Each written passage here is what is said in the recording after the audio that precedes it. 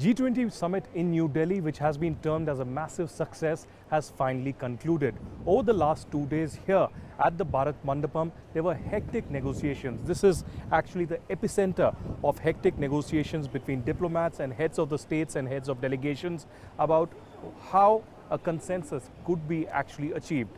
For days and months together, the international media and foreign policy analysts and wonks had predicted that they will, in fact, not have a consensus here at the G20 Summit.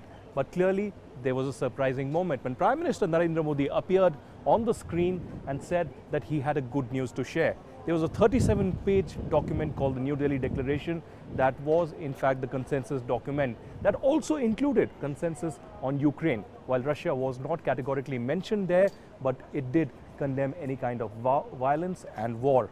Clearly, the G20 in New Delhi has been not just a success, but India has been able to include African Union as a permanent member of the G20.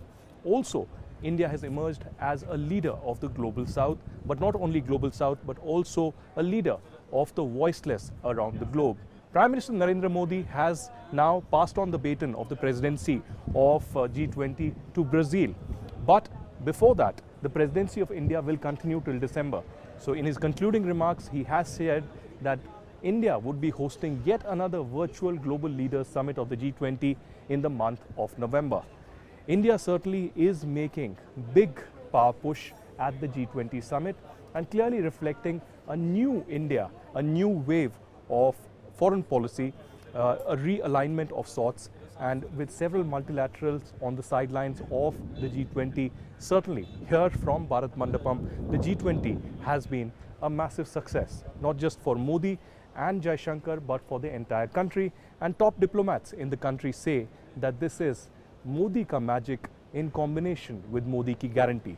Reporting from Bharat Mandapam, the venue for G20 in New Delhi, this is Aditya Kaul with video journalist Govind.